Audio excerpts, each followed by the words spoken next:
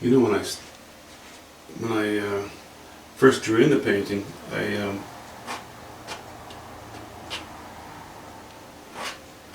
I washed in the sky, and I'm glad I did, because now I get to play with it already. It's dried up enough that I can start putting some colors in.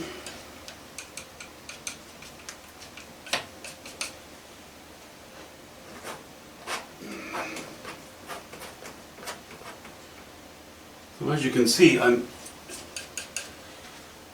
sky is staying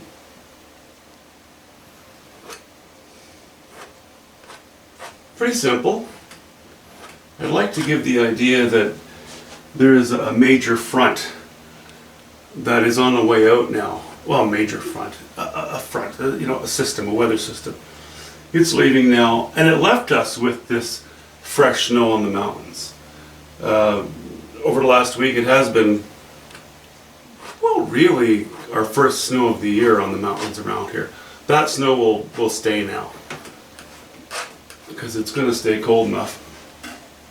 Even if it warms up down on the prairie, it's still going to stay cold enough that snow will remain. So I'm using a combination of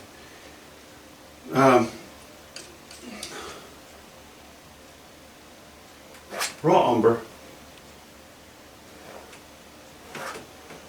Well, that's a little light. I'm using a combination of raw umber and varying between ultramarine blue and cobalt blue.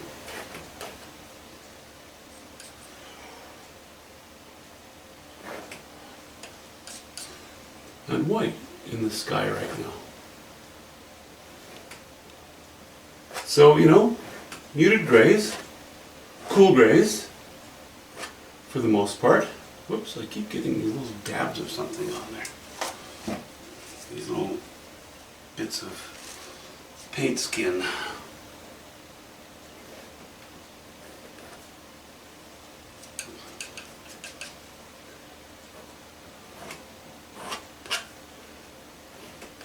Starting, I'm a little bit darker in the distance, and as we come forward, it's becoming a little lighter gradually towards the foreground.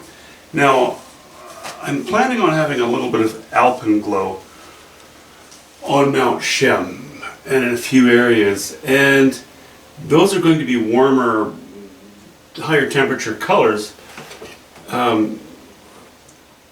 And you might think, well, then obviously, this cloud will also catch some of that. Well, not necessarily. The cloud is thousands of feet higher than the mountain, so it doesn't necessarily catch that sunlight. Plus, think of all the clouds that are behind us. That's what's so neat about this view sometimes. There are so many different layers of cloud where I live at different times of the year and on different occasions. You never know where the sun is going to strike and where it's not, which keeps this view really interesting. So that works, that fact works in our favor, because we want this to be cool and muted, and then we want this to jump out. This will be more muted than this, but it's still, will be a little more solid than the sky. Anyway, that's the idea. Those are the colors I'm playing with, and I won't torture you with going through every brush stroke here, or every knife stroke. There are many of them to come. I think I'll get back to you once I start on the mountains.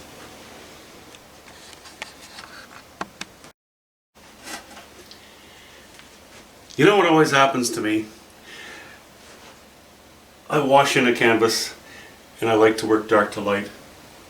So even though this is not really the most important area in the painting, I have varied the sky with different colors.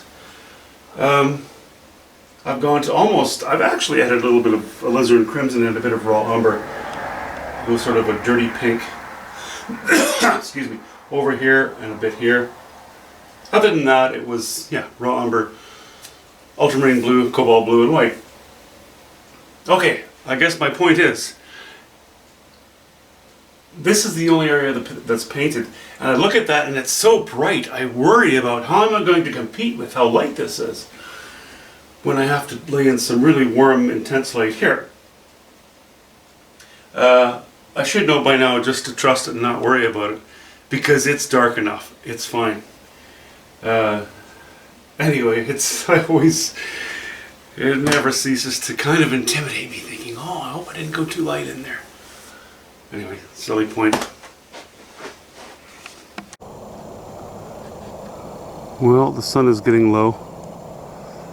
And as you can see, this is not even close to the same vantage point or perspective from which I am painting this mountain. This mountain. But it is the same mountain or mountain range. The sun's getting low. As you can see, there's still, really a dusting of snow as mountaintops go. But there is some nice design up there. If I were working on a really large canvas, I might include more of those details.